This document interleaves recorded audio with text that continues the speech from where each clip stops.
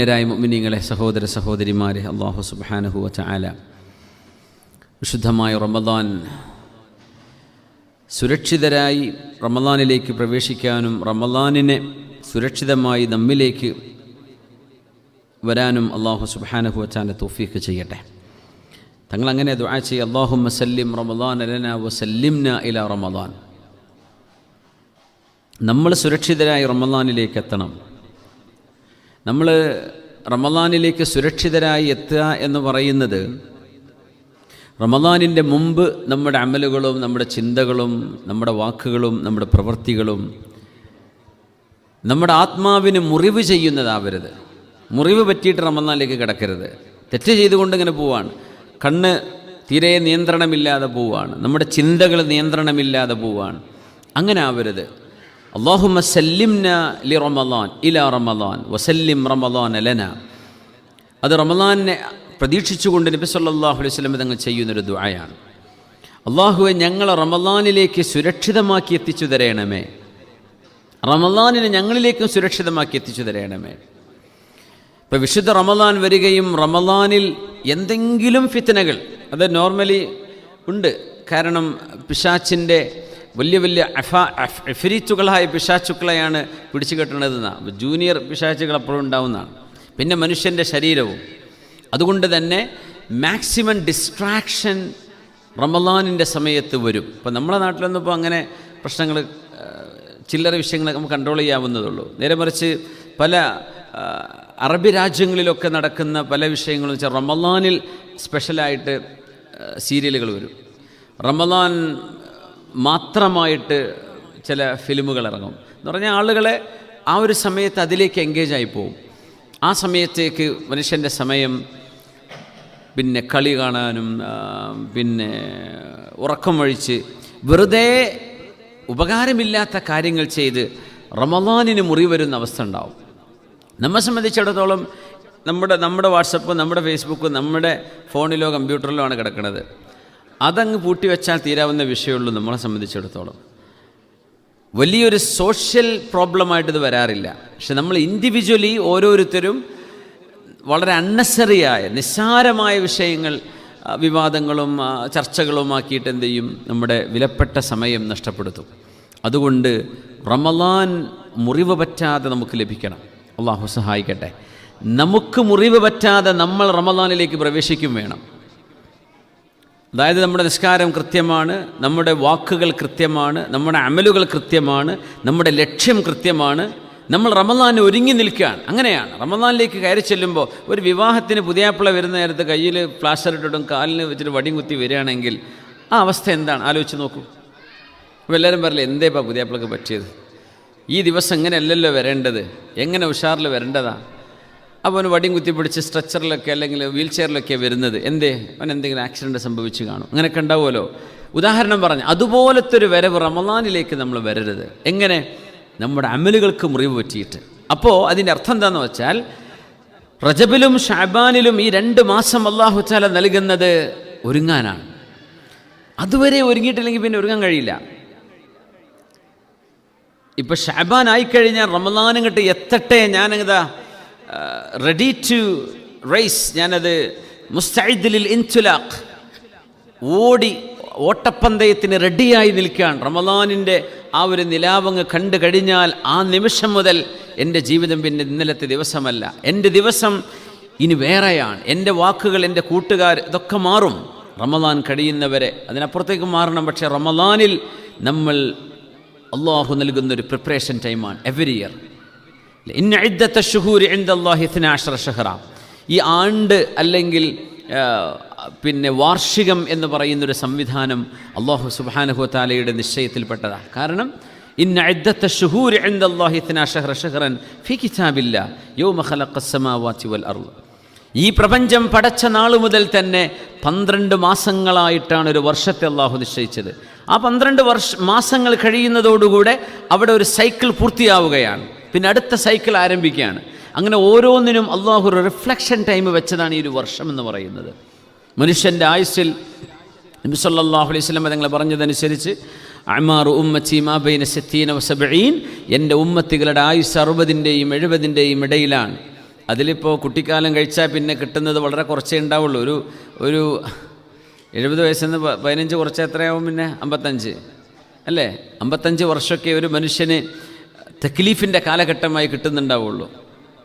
ആ കാലഘട്ടത്തിൽ വലിയൊരളവോളം നമ്മൾ ജോലിക്ക്, വിദ്യാഭ്യാസത്തിന്, മറ്റു പിന്നെ ഷോലും ചങ്ങാതിമാരൊക്കെ ആയിട്ട് കറക്കം പിടിക്കുക, അങ്ങനെയൊക്കെ ആയിട്ട് കുറേ വർഷങ്ങളിൽ നിന്ന് കൊഴിഞ്ഞു പോകും.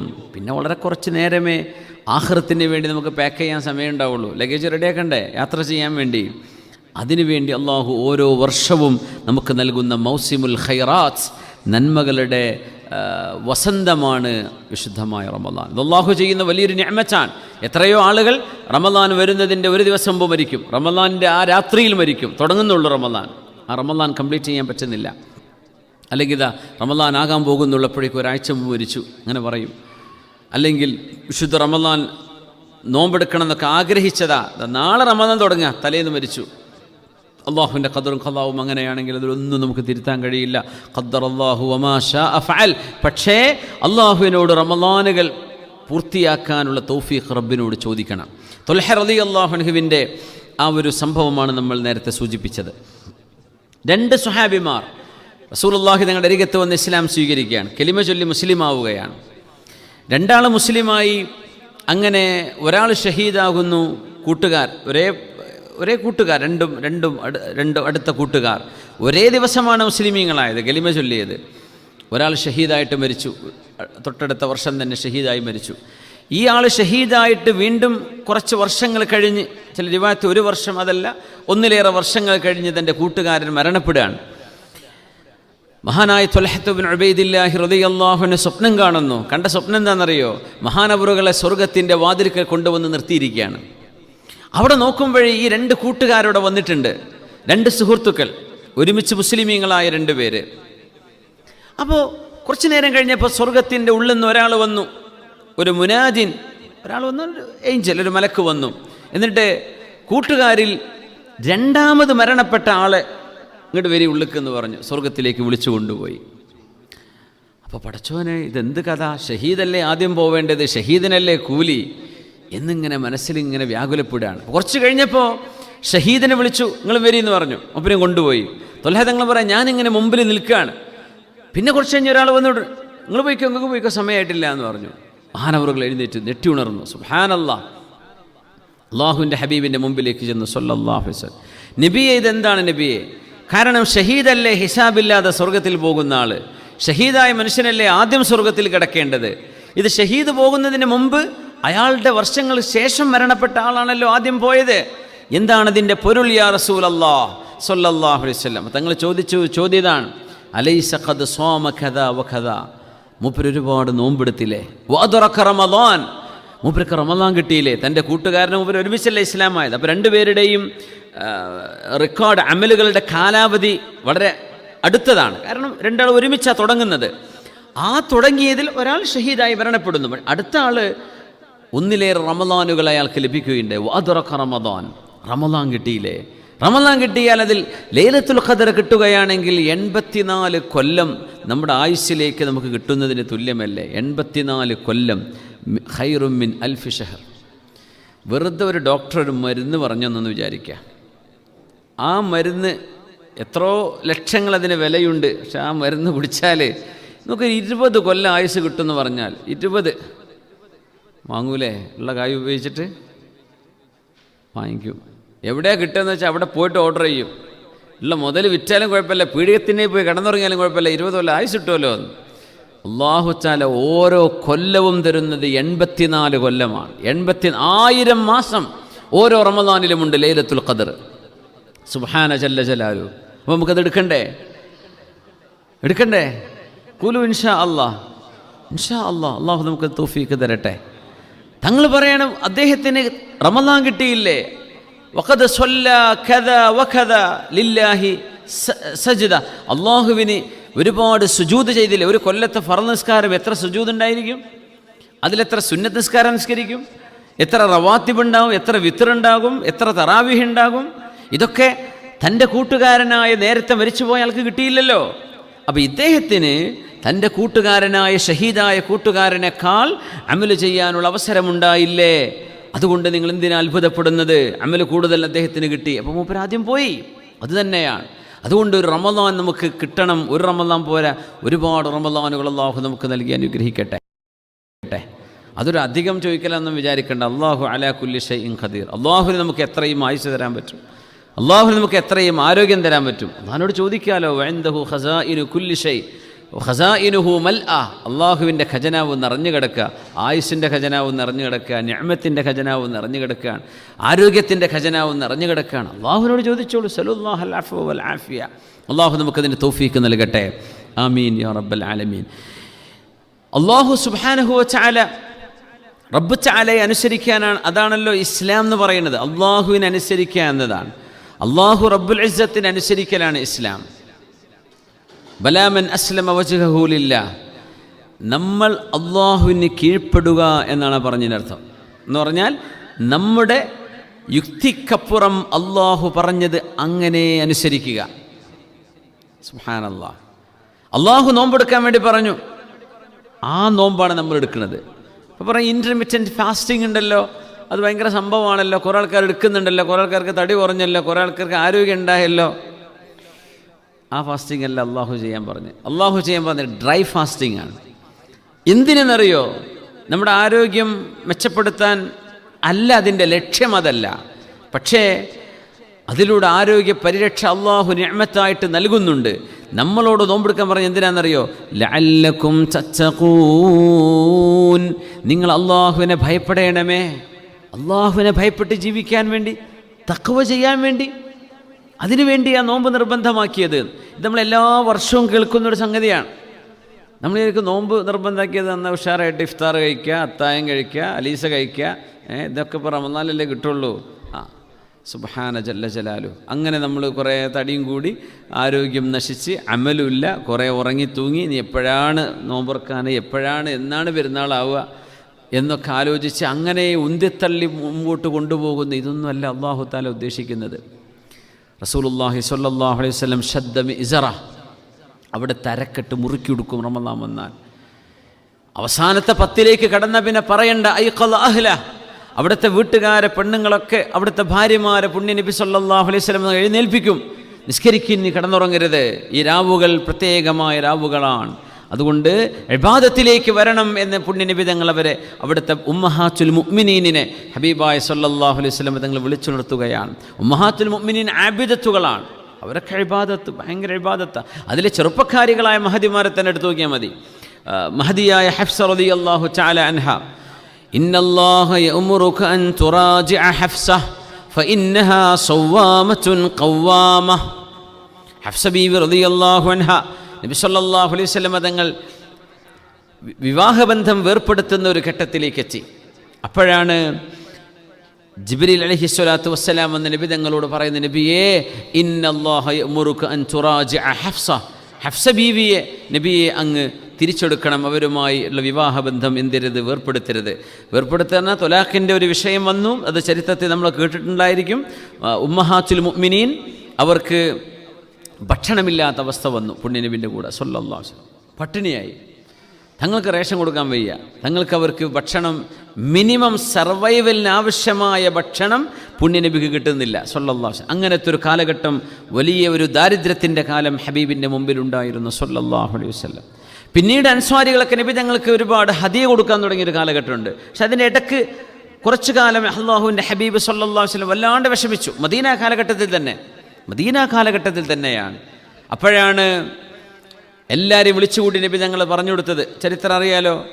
എല്ലാവരെയും വിളിച്ചിട്ട് പറഞ്ഞു, പെണ്ണുങ്ങളെ, ഇൻ കുൻതുന്ന തുരിദിനല്ലാഹ വ റസൂലഹ, അള്ളാഹുവിനെയും അവൻ്റെ റസൂലിനെയുമാണ് നിങ്ങൾക്ക് വേണ്ടതെങ്കിൽ പട്ടിണി കിടക്കേണ്ടി വരും എൻ്റെ കൂടെ ജീവിക്കാൻ.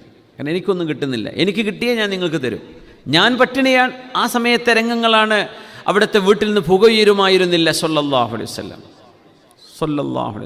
വേവിച്ച് തിന്നാൻ പറ്റുന്ന ഒന്നുമില്ല. പിന്നെന്താണ്? ഈത്തപ്പഴവും വെള്ളവുമേ ഉണ്ടാവുള്ളൂ. ഇല്ലൽ അസ്വദാൻ, കറുത്ത 2 സാധനം എന്ന് പറഞ്ഞാൽ തോൽപാത്രത്തിൽ വെക്കുന്ന വെള്ളം, അത് കറുപ്പ് നിറയിട്ട് തോന്നും, പിന്നെ ഈത്തപ്പഴം, ഇത് 2 ഉണ്ടായിരുന്നുള്ളൂ, വേറൊന്നുമില്ല.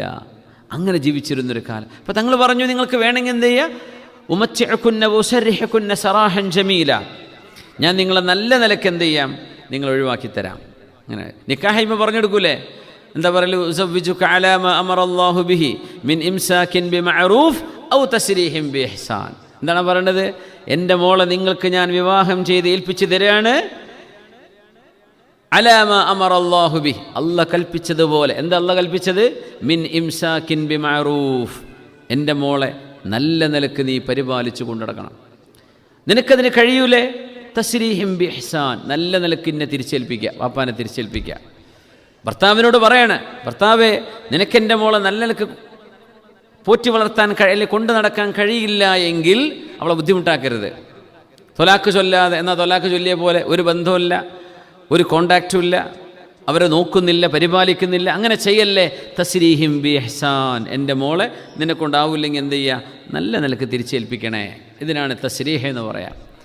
എത്ര മനോഹരമാണ് ആ വാക്കുകൾ എന്നറിയോ? അതൊക്കെ പുതിയാപ്പിള്ളേരെ മനസ്സിലാക്കണം. ഒരു പെണ്ണിനെ ഏൽപ്പിക്കുമ്പോഴേ ചവിട്ടി മെരുക്കി അടിമയായി കൊണ്ടു നടക്കാനുള്ളതല്ല അത്. നിങ്ങളെക്കൊണ്ട് കഴിയില്ലേ, നല്ല നിലക്ക് അവിടെ വാപ്പാൻ്റെ അടുത്ത് കൊണ്ടുപോയി ആക്കി കൊടുക്കുക. തസ്രീഹിം ബി ഇഹ്സാൻ, മാനം കെടുത്താതെ, അപമാനിക്കാതെ, മോശപ്പെടുത്താതെ, ബുദ്ധിമുട്ടാക്കാതെ. കഴിയില്ല, ഞങ്ങളെക്കൊണ്ട് ജീവിക്കാൻ കഴിയില്ല, മതി, പിരിയലാണ് ഖൈറെങ്കിൽ യുവഫിഖില്ലാഹു ബൈനഹുമാ, നല്ല നിലക്കാണെങ്കിൽ അവർക്ക് ഒരുമിച്ച് പോകാം, ഇല്ലെങ്കിൽ അള്ളാഹു അവർക്ക് രണ്ടുപേർക്കും ഓരോ വഴി അള്ളാഹു തിരഞ്ഞെടുക്കാനുള്ള അവസരം കൊടുക്കും. അങ്ങനെയാണ് തങ്ങൾ പറഞ്ഞു ഇങ്ങനൊരു വാക്ക് സ്വല്ലല്ലാഹു അലൈഹി വസല്ലം. അങ്ങനെ തങ്ങൾ പറഞ്ഞു, എല്ലാവരോടും പറഞ്ഞു, നിങ്ങൾ എൻ്റെ കൂടെ ജീവിക്കണമെങ്കിൽ ഇങ്ങനെയാണ്, പ്രയാസം ഉണ്ടാവും. അതല്ല, നിങ്ങൾക്ക് നല്ല ഭക്ഷണം കഴിച്ച് ജീവിക്കണമെന്ന് ആഗ്രഹമുണ്ടെങ്കിൽ ഈ മദീനയിൽ ഒരുപാട് ആളുകളുണ്ട്, നിങ്ങളെ ഞാൻ ത്വലാഖ് ചൊല്ലിത്തരാം, നിങ്ങൾക്ക് വേറെ കല്യാണം കഴിക്കാം. അങ്ങനെ എല്ലാവരോടും പറഞ്ഞു, നിങ്ങളാരും ധൃതിപ്പെട്ടൊന്നും തീരുമാനം പറയേണ്ട, അവനവൻ്റെ ഉമ്മയോടും വാപ്പയോടും ഒക്കെ ചോദിച്ചിട്ട് പറഞ്ഞാൽ മതി എന്ന് പറഞ്ഞു. ആയിഷ ബീവി റളിയല്ലാഹു അൻഹയെ വിളിച്ചിട്ട് ബീവിയോട് പറഞ്ഞു, ആയിഷ, നിങ്ങളോട് ഞാൻ പറയണേ, നിങ്ങളുടെ വാപ്പ സിദ്ദീഖ് തങ്ങളോടും നിങ്ങളുടെ ഉമ്മ റൂമാൻ ബീവിയോടൊക്കെ എന്ത് ചെയ്യണം, സംസാരിച്ചിട്ട് തീരുമാനം അറിയിച്ചാൽ മതിട്ടോ എന്ന്. ആയിഷ ബീവി, പുണ്യനബിയെ നിങ്ങളിങ്ങോട്ട് വരി, എന്താ നിങ്ങൾ പറഞ്ഞത്? അങ്ങയുടെ കൂടെ ജീവിക്കാൻ എൻ്റെ വാപ്പാനോടും ഉമ്മാരോടും ചോദിക്കണമെന്നോ? ആരോടും മിണ്ടരുതേ, ഞാൻ നിങ്ങളുടെ കൂടെ ജീവിച്ചോളാം. എൻ്റെ മറുപടി ഇതാന്ന് ആരോടും പറയരുത്. ആയിഷ ബീവി റളിയല്ലാഹു അൻഹ പറഞ്ഞ റളിയല്ലാഹു തആല. ഇതേ ആയിഷ ബീവി റളിയല്ലാഹുവിൻ്റെ കല്യാണം പറഞ്ഞ് ഈ ഗുൽമാലുണ്ടാക്കണ മണ്ടന്മാരുണ്ടല്ലോ, ഒരിതും കൂടെ കേൾക്കണം. ഇതൊക്കെ ഹദീസിലുള്ള വിഷയങ്ങളാണ്. ആയിഷ ബീവി റളിയല്ലാഹു അൻഹ ഡെലിബറേറ്റ്ലി പ്രൗഡ്ലി നബി തങ്ങളുടെ കൂടെ ജീവിക്കണമെന്ന് പറഞ്ഞ മഹദിയ. അങ്ങനെ ഒരു ടോർച്ചറോ ഒരു ഇൻജസ്റ്റിസോ അവിടെ ഉണ്ടെങ്കിൽ അങ്ങനെ പറയോ, കിട്ടിയ ചാൻസിൽ ഞാൻ പോട്ടെ എന്നല്ലേ പറയാ? നബിയെ, എൻ്റെ ഉത്തരം ഇതാണ് കേട്ടോ, പക്ഷെ ഞാനിതാ പറഞ്ഞതെന്ന് ബാക്കിയുള്ള പെണ്ണുങ്ങളൊന്നും അറിയണ്ട. അതിൻ്റെ അർത്ഥം എന്താ? അങ്ങയുടെ കൂടെ ഞാൻ ഒറ്റയ്ക്ക് ജീവിച്ചാൽ മതി. അത്രയ്ക്ക് ആയിഷ ബീവിക്ക് നബിയെ ഇഷ്ടമാണ്. പിന്നെ ഇവിടെ ഈ കടന്ന ഫെമിനിസ്റ്റുകൾ കടന്ന് ചാടേണ്ട വല്ല കാര്യമുണ്ടോ? ആയിഷ ബീവിക്ക് കുഴപ്പമില്ലാത്ത എന്താണ് നിങ്ങൾക്ക് കുഴപ്പം? ആ ഒരൊറ്റ ചോദ്യം അവരോട് ചോദിക്കുകയാണ്. ബീവിക്ക് ഇതിൽ പ്രശ്നമല്ല കുട്ടികളെ, പിന്നെ എന്തിനാണ് നിങ്ങൾ ഈ പ്രശ്നം എന്ന് പറയുന്നത്? അങ്ങനെ സംഭവം ഇല്ലല്ലോ. വേറെ എന്തെങ്കിലും വിഷയം ചർച്ച ചെയ്തുകൂടെ? ആ സമയം വെറുതെ വേസ്റ്റാക്കാതെ. ആ ഒരു സമയത്താണ് ത്വലാഖിൻ്റെ വിഷയം വരുന്നത്. ത്വലാഖ് ചൊല്ലി എന്നും ചൊല്ലാൻ വെച്ചും എന്നൊക്കെ കാണാൻ കഴിയും ചരിത്രത്തിൽ. ത്വലാഖ് ചൊല്ലി എന്ന് ചില റിവായത്തിൽ കാണാൻ പറ്റും. ഹഫ്സ ബീവി റളിയല്ലാഹു തആല അൻഹ അതിൽ വല്ലാണ്ട് വിഷമിച്ചു എന്നാ. അപ്പോഴാണ് റസൂലുള്ളാഹി തങ്ങളുടെ അടുത്ത് ജിബ്രീൽ അലൈഹിസ്സലാത്തു വസ്സലാം എന്ന് പറയുന്നത്, നബിയെ, ഹഫ്സ ബീവിയെ നിങ്ങൾ കൂടെ ചേർക്കണം. ഫഇന്നഹാ സവ്വാമത്തുൻ ഖവ്വാമ. ആരുടെ മോളാ ഹഫ്സ ബീവി എന്നറിയോ? ആരുടെ മോളാണ്? ഉമർ റളിയല്ലാഹു അൻഹുവിൻ്റെ മോളാണ്. അറിയാലോ, 4 ഖലീഫമാരിൽ പിന്നീട് ഖലീഫമാരായത് തങ്ങൾ ആരുടെയും പേര് നിർദ്ദേശിച്ചിട്ടില്ല എന്ന് ചേർത്ത് വായിക്കണേ. ആ ഖലീഫമാരായവരിൽ 2 നബി തങ്ങളുടെ പുതിയാപ്പിളമാരാണ്. 2 പേർ സ്വല്ലല്ലാഹു അലൈഹി വസല്ലം തങ്ങളുടെ അമ്മോശന്മാരാണ്. സിദ്ദീഖ് റളിയല്ലാഹു അൻഹു അമ്മോശനാണ്, ഉമർ റളിയല്ലാഹു അൻഹു അമ്മോശനാണ്. അവരുടെ മക്കളെ നബി തങ്ങൾ വിവാഹം ചെയ്തിട്ടുണ്ട്. പിന്നെ തങ്ങളുടെ മക്കൾ അങ്ങോട്ട് കല്യാണം കഴിച്ചെടുത്ത പുതിയാപ്പിളമാരാണ് ഉസ്മാൻ റളിയല്ലാഹു അൻഹു, അലി തങ്ങൾ റിദ്വാനുല്ലാഹി അലൈഹിം അജ്മഈൻ. അങ്ങനെ ബീവിയെ സംബന്ധിച്ച് പറഞ്ഞതാണ് സവ്വാമത്തുൻ ഖവ്വാമ.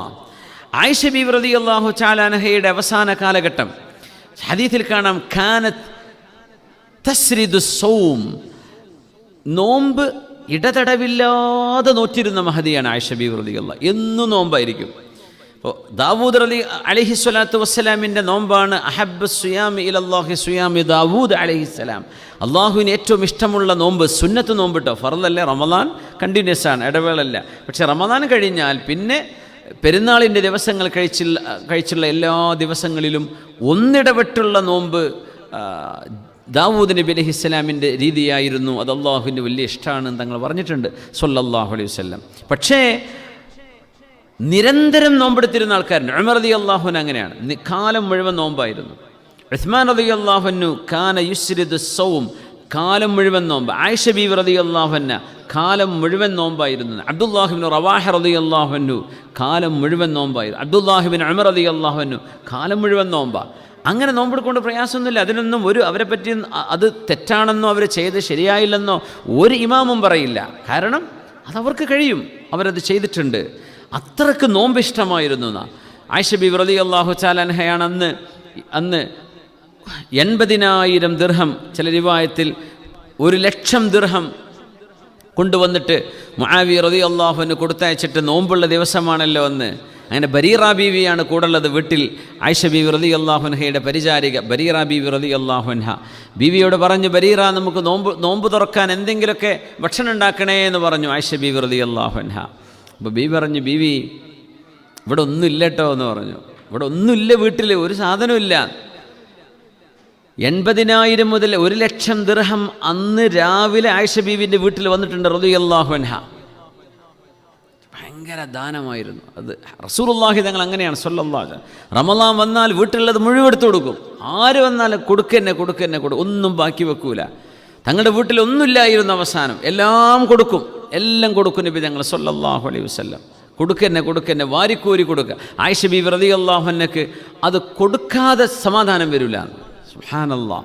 റസൂലുള്ളാഹി സ്വല്ലല്ലാഹു അലൈഹി വസല്ലം തങ്ങൾ പറയാം, തങ്ങളുടെ ഭാര്യയാണ്, നമ്മുടെ ഉമ്മയാണ് ആയിഷ ബീവി റളിയല്ലാഹു തആല. ആയിഷ ബീവി റളിയല്ലാഹു അൻഹയുടെ കുസൃതി വർത്തമാനങ്ങളും കുടുംബജീവിതത്തിൻ്റെ ചരിത്രങ്ങളെ നമ്മൾ അധികം കേൾക്കാറുള്ളൂ.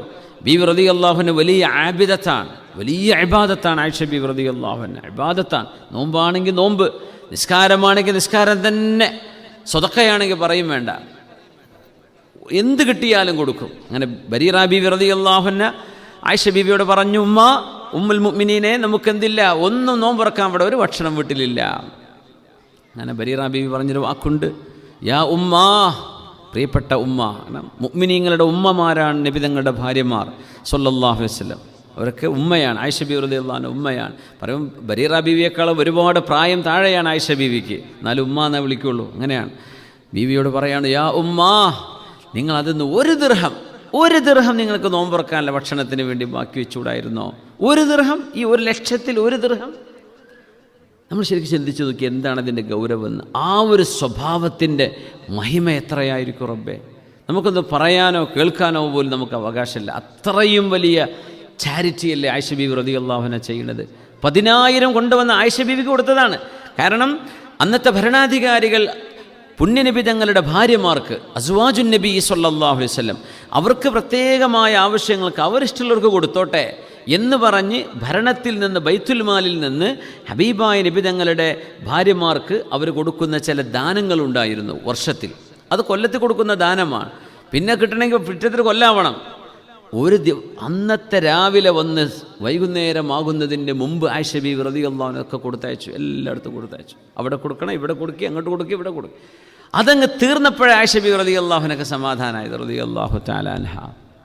യാ അല്ലാഹ്. എന്നിട്ട് ബീവി പറയാണ്, ഇനി ഒരിക്കലും ഉമർ തങ്ങൾ കൊടുത്തയച്ചിട്ടുണ്ടായിരുന്നു. ഉമർ തങ്ങളുടെ കാലത്ത് റളിയല്ലാഹു തആല അൻഹ, ഉമർ തങ്ങൾ കൊടുത്തയക്കുന്ന കാലത്ത് ഇനി ഒരിക്കലും എനിക്ക് ഉമറെ നിങ്ങളുടെ ആ ഒരു ഹദിയ വരുന്നതിന് മുമ്പ് ഞാൻ പോയാൽ മതിയായിരുന്നു, എനിക്ക് വേണ്ടായിരുന്നു, എനിക്ക് വേണ്ട, ലാ യുസീബുനി, എനിക്കിനി വേണ്ട ഈ സഹായം എന്ന് ബീവി റളിയല്ലാഹു അൻഹ പറയുമായിരുന്നു. പക്ഷേ അള്ളാഹുവിൻ്റെ തീരുമാനം മറ്റൊന്നാണ്. നോക്കണേ, അത്രക്കും സ്വവാമത്താണ് ആയിഷ ബീവി റളിയല്ലാഹു തആല അൻഹ. നോമ്പുകാരിൽ അറിയപ്പെട്ട മഹദിയാണ് നഫീസത്തുൽ മിസ്രിയ ബീവി റളിയല്ലാഹു തആല അൻഹ. അഹ്ലു ബൈത്തിൽപ്പെട്ട മഹദിയാണ്. ഹസൻ റളിയല്ലാഹു അൻഹുവിൻ്റെയും ഹുസൈൻ തങ്ങളുടെയും പരമ്പരയിൽ വരുന്ന മഹദിയാണ് നഫീസത്തുൽ മിസ്രിയ ബീവി. അവർ മദീനക്കാരാണ്.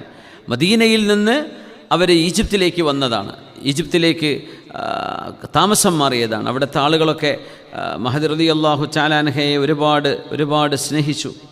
ബീവി റളിയല്ലാഹു തആല അൻഹ, മഹദി റളിയല്ലാഹു അൻഹയുടെ സാന്നിധ്യം ഈജിപ്തിൽ അവർക്ക് നിഅമത്തും ബറക്കത്തുമാണെന്ന് അവർ വിചാരിച്ചു. ബീവി റളിയല്ലാഹു അൻഹ ദുആ ചെയ്താൽ മഴ കിട്ടുമായിരുന്നു, അസുഖം മാറുമായിരുന്നു. മഹദി ദുആ ചെയ്തു കൊടുത്താൽ, മഹദി റുഖിയ ചെയ്തു കൊടുത്താൽ പിന്നെ ഏത് ഭ്രാന്തും സുഖപ്പെടുമായിരുന്നു. അത്ര വലിയ ഒരു മഹത്വം നഫീസത്തുൽ മിസ്രിയ ബീവിക്കുണ്ടായിരുന്നു. അങ്ങനെ മഹദി അവസാനം അവിടെ നിന്ന് ഈജിപ്തിൽ നിന്ന് പോകാൻ വേണ്ടി തീരുമാനിച്ചു. ഇങ്ങനെ നിന്നാൽ എനിക്ക് ഇബാദത്ത് ചെയ്യാൻ പറ്റൂല, ഇങ്ങനെ ആളുകൾ ഇങ്ങനെ വന്നുകൊണ്ടിരുന്ന നമ്മളെങ്ങനെ ഇബാദത്ത് ചെയ്യുക? നമുക്കും അള്ളാഹുവിൻ്റെയും മുമ്പിൽ ഇരിക്കാൻ സമയം വേണ്ടേ? ബീവി പറയാൻ എനിക്ക് പറ്റുന്നില്ല, ആളുകളിങ്ങനെ വന്നുകൊണ്ടിരിക്കുകയാണ്. ഇപ്പോൾ 100,000 ആളുകളുടെ പ്രശ്നങ്ങളുണ്ടാവില്ലേ, ഇതൊക്കെ പരിഹരിക്കാൻ കഴിയുമോ? അങ്ങനെ ബീവി പറഞ്ഞു ഞാൻ പോവാൻ. അങ്ങനെ മഹദി അവിടുന്ന് ഈജിപ്തിൽ നിന്ന് ഖൈറോവിൽ നിന്ന് അങ്ങോട്ട് മദീനത്തേക്ക് തിരിച്ചു വരികയാണ്. പക്ഷെ അവിടുത്തെ ഭരണാധികാരികളും നാട്ടുകാരും മുഴുവൻ തെരുവിലേക്കിറങ്ങി പൊട്ടിക്കരഞ്ഞ് കാല് പിടിച്ച് പറഞ്ഞു, ബീവി നിങ്ങൾ പോവരുത്, ഞങ്ങളാരും ബുദ്ധിമുട്ടാക്കാൻ വരില്ല, നിങ്ങൾ ഞങ്ങളുടെ നാട്ടിൽ നിന്നാൽ മതി എന്ന് പറഞ്ഞു. അങ്ങനെയാണ് നഫീസ ബീവി റളിയല്ലാഹു അൻഹ ഇപ്പോൾ മറവ് ചെയ്യപ്പെട്ട് കിടക്കുന്ന ഈജിപ്തിലെ ബീവിയുടെ മഖാമ് നിൽക്കുന്ന ഭാഗം, അവിടെ വലിയൊരു പള്ളിയുണ്ട്. ഹറമിലൊക്കെ നടക്കുന്ന പോലെ ആ ഭാഗങ്ങളിലുള്ള മയ്യത്തെ കൊണ്ടുവന്ന് എല്ലാ നിസ്കാരത്തിനും അസറിനോ ളുഹറിനൊക്കെ മയ്യത്ത് നിസ്കാരം ഉണ്ടാവും. അങ്ങനത്തെ ഒരു പള്ളിയാണത്. ഇബ്നു അബ്ബാസ് തങ്ങളുടെ പള്ളി ഉണ്ടാവാറുണ്ട്. അങ്ങനെ ഒട്ടുമിക്ക ജമാഅത്തിനും മയ്യത്ത് നിസ്കാരം ഉണ്ടാവും. 2 ഹറമിലും നടക്കുന്ന പോലെ. നഫീസത്തുൽ മിസ്രിയ ബീവിൻ്റെ പള്ളിയിൽ മയ്യത്ത് കുളിപ്പിക്കാനും കഫൻ ചെയ്യാനും എല്ലാറ്റിലുള്ള സൗകര്യമുള്ള പള്ളിയാണത്. അവിടെ എല്ലാ സമയത്തും മയ്യത്ത് നിസ്കാരം നടന്നുകൊണ്ടിരിക്കും. ഇപ്പോൾ അവിടെ റിനോവേഷനൊക്കെ നടക്കുകയെന്നപ്പോൾ അതൊക്കെ പൂർത്തിയായി എന്ന് വിചാരിക്കുന്നുണ്ട്. ഏതായിരുന്നാലും മഹദി നിൽക്കുന്ന ആ ഒരു വീട് അവിടെ പിന്നെ ഇബാദത്തായിരുന്നു. അങ്ങനെ മഹദി മരിക്കുകയാണ് ബീവി റളിയല്ലാഹു തആല അൻഹ. അന്ന് നോമ്പുകാരിയാണ്. അപ്പോൾ വല്ലാണ്ട് ഡീഹൈഡ്രേറ്റഡ് ആണ്. അപ്പോൾ ആളുകൾ വെള്ളം കൊണ്ടുപോയി കൊടുത്തു. ബീവി നിങ്ങൾ വെള്ളം കുടിക്കുമെന്ന് പറഞ്ഞു. മഹദി റളിയല്ലാഹു തആല അൻഹ ആ വെള്ളത്തിലേക്ക് നോക്കി പറയാണ്, كنت دعوت الله سبحانه وتعالى منذ 30 سنة أن يتوفاني وأنا صائمة أفأفطر في هذا الوقت. ഞാൻ അള്ളാഹുവിനോട് 30 കൊല്ലമായിട്ട് ദുആ ചെയ്തുകൊണ്ടിരിക്കുകയാണ്, അള്ളാഹുവേ എന്നെ മരിപ്പിക്കുകയാണെങ്കിൽ നോമ്പുകാരിയായിട്ട് മരിപ്പിക്കണമേ. ചിലർ ദുആ ചെയ്തു, അള്ളാഹുവേ എന്നെ അല്ലാഹുമ്മ റസുഖ്നിൽ മീതത്തൽ ഹസന. അബ്ദുല്ലാഹിബ്നു ആമിറുബ്നു അബ്ദുല്ലാഹിബ്നു സുബൈറുബ്നുൽ അവ്വാം റളിയല്ലാഹു തആല അൻഹുവിൻ്റെ പേരക്കുട്ടിയുടെ മകൻ ആമിർ ഇബ്നു അബ്ദുല്ലാഹ് റളിയല്ലാഹു തആല അൻഹു അങ്ങനെ ദുആ ചെയ്തിട്ടുണ്ട്, അല്ലാഹുമ്മ റസുഖ്നി അൽ മീതത്തൽ ഹസന, അല്ലാഹു എനിക്ക് ഏറ്റവും നല്ല മരണം നൽകണമേ. അപ്പോൾ ആൾക്കാർക്ക് ചോദിച്ചു, മാദാ തഅനി ബിൽ മീതത്തിൽ ഹസന, ഈ നല്ല മരണം എന്ന് പറഞ്ഞാൽ എന്താ നിങ്ങൾ ഉദ്ദേശിച്ചത്? അപ്പോൾ പറഞ്ഞു, അയ്യതവഫാനി റബ്ബി വ അന സാജിദ്, സുജൂദിൽ ചെയ്തുകൊണ്ട് മരിക്കണം, അതാണ് എൻ്റെ ആഗ്രഹം. ഇതൊക്കെ ജീവിതത്തിൻ്റെ വലിയ വലിയ ആഗ്രഹം. നമ്മളിപ്പോൾ എന്താവണം എന്നൊക്കെ പറയില്ലേ, എന്താവണം ജീവിതത്തിൽ, ഓരോരുത്തർ എനിക്ക് ആസ്ട്രോനോട്ട് ആവണം, എനിക്ക് ഡോക്ടർ ആവണം, എനിക്ക് ബിസിനസ് തുടങ്ങണം, എനിക്ക് അതാവണം ഇതാവണം, അതൊക്കെ ദുന്യവിയായ ചില ഖറളുകളാണ്. അതിനൊന്നും കുഴപ്പമില്ല, അങ്ങനത്തെ ചില ടാർഗറ്റുകൾ വെക്കുന്നതിനൊന്നും കുഴപ്പമില്ല. പക്ഷെ അതോടുകൂടെ ഒരു മുഅ്മിനായ മനുഷ്യൻ ഒരു ടാർഗറ്റ് വെക്കണം. എനിക്ക് ജീവിതത്തിൽ ഇത്ര ഖത്ം എൻ്റെ ജീവിതത്തിൽ ചെയ്യണം, അല്ലെങ്കിൽ ഇത്ര തവണ എനിക്ക് അള്ളാഹുവിനെ ഹജ്ജ് ചെയ്യണം, ഇത്ര എനിക്ക് നോമ്പെടുക്കണം, അല്ലെങ്കിൽ ഒരു മാസത്തിൽ ഇത്ര നോമ്പെടുക്കണം, അല്ലെങ്കിൽ എനിക്ക് സുജൂദിൽ കിടന്ന് മരിക്കണം, എനിക്ക് ഹറമിലെത്തി മരിക്കണം, അല്ലെങ്കിൽ എനിക്കൊരു വുദൂവിൻ്റെ അവസ്ഥയിൽ മരിക്കണം, അല്ലെങ്കിൽ ഒരു അള്ളാഹുവിൻ്റെ ഖുർആൻ ഓതിക്കൊണ്ടിരിക്കാൻ മരിക്കണം. ഇതൊക്കെ ഒരു ടാർഗറ്റാണ്. അതും കൂടെ കൂട്ടത്തിൽ നമ്മളെ മക്കൾക്ക് പഠിപ്പിച്ചു കൊടുക്കണം. നമ്മുടെ കുട്ടികൾക്കത് ആ ആവശ്യം വേണം. സുബ്ഹാന ജല്ല ജലാലുഹു. അപ്പോൾ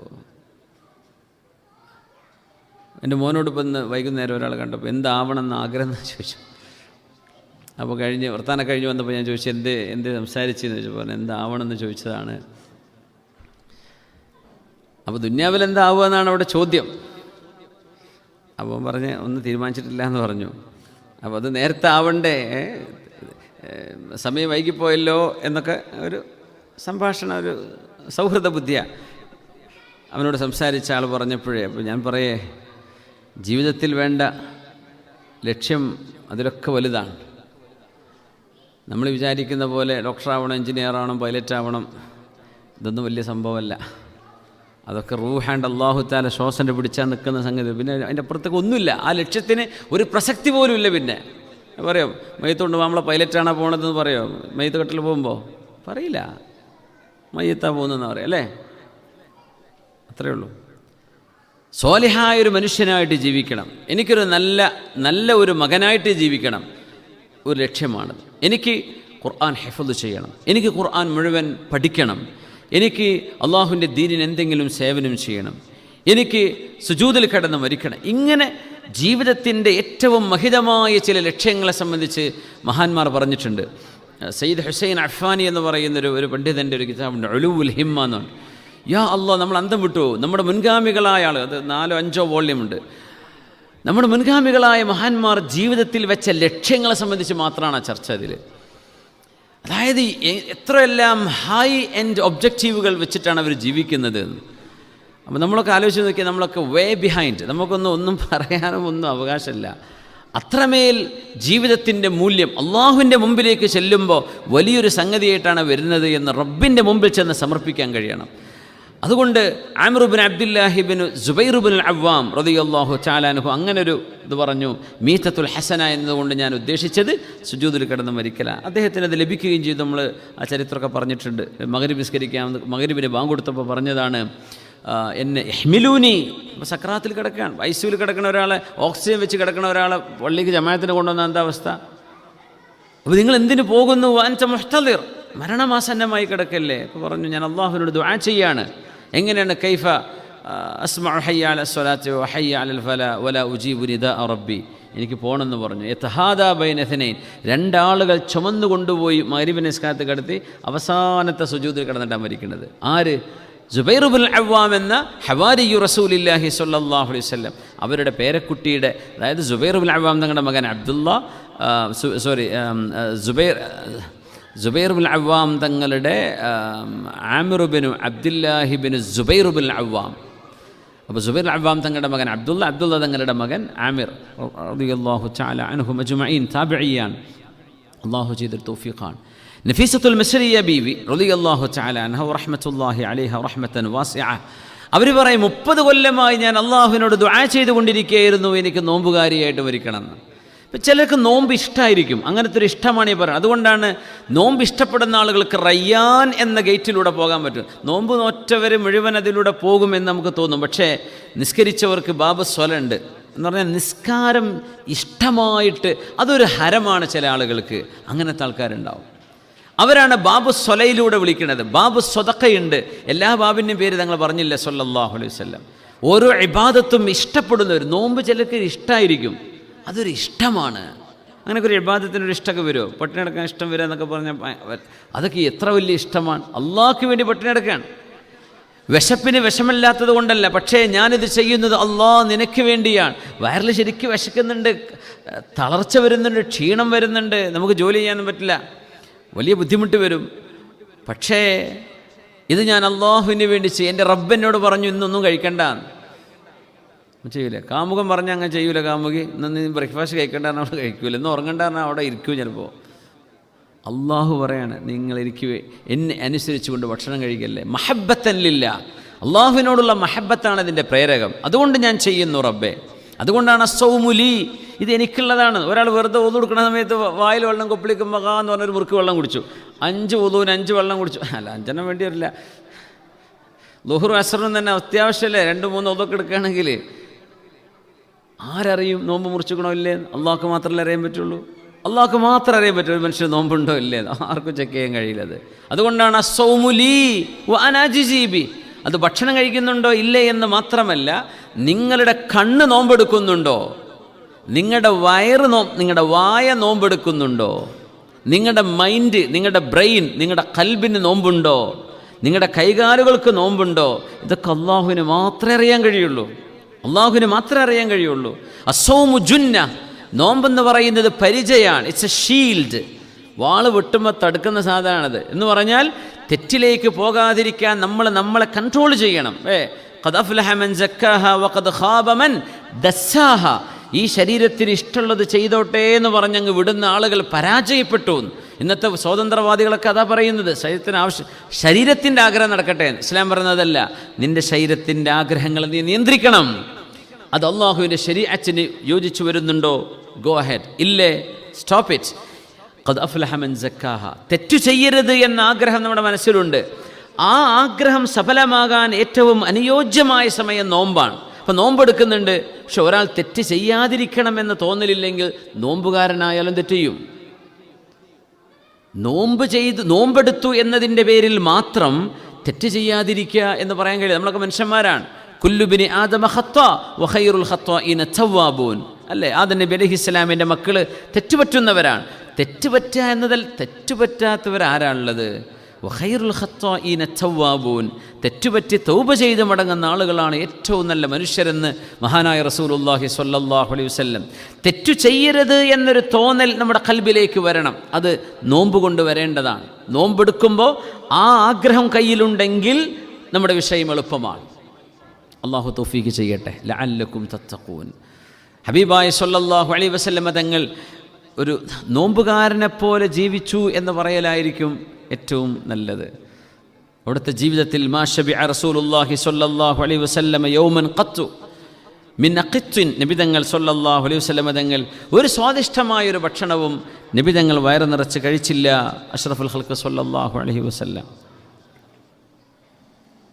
കുന്നാ നസീറു മഅൻ നബി സ്വല്ലല്ലാഹു അലൈഹി വസല്ലം ഫി യൗമിൻ സായിഫിൻ വമാ മിന്നാ സായിമുൻ ഗൈറ റസൂലില്ലാഹി സ്വല്ലല്ലാഹു അലൈഹി വസല്ലം വ അബ്ദുല്ലാഹി ഇബ്നു റവാഹ. വല്ലാത്ത ചൂടുള്ള ഒരു സമയം അവർ യാത്ര ചെയ്തു സ്വല്ലല്ലാഹു അലൈഹി വസല്ലം തങ്ങൾ. ആ യാത്രയിൽ അവർ പറയുന്നുണ്ട്, ചില റിവായത്ത്, ഞങ്ങൾ തലയിൽ മുഖത്തൊക്കെ കൈവച്ചിട്ടാണ് യാത്ര ചെയ്തത് വെയിലിൻ്റെ ചൂടുകൊണ്ട്.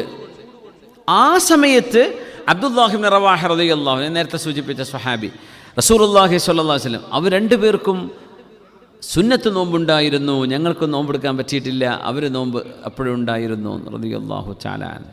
അസ്സൗമു ജുന്ന ഇന്നമാ യുവഫ സ്വാബിറൂന അജ്റഹും ബിഗൈരി ഹിസാബ് എന്ന് പറഞ്ഞ സ്വാബിരീങ്ങൾക്ക് അല്ലാഹ് കൂലി കൊടുക്കുമെന്ന് പറഞ്ഞ സ്വാബിറൂൻ എന്നതിൻ്റെ തഫ്സീർ എന്താണ്? അസ്വായിമൂന, നോമ്പെടുക്കുന്നവർക്ക് അല്ലാഹ് കൂലി കൊടുക്കുന്നതാണ് എന്ന് പറഞ്ഞാൽ നോമ്പിൻ്റെ പ്രധാനപ്പെട്ട ഒരു വശം സബറാണ്, ക്ഷമയാണ്.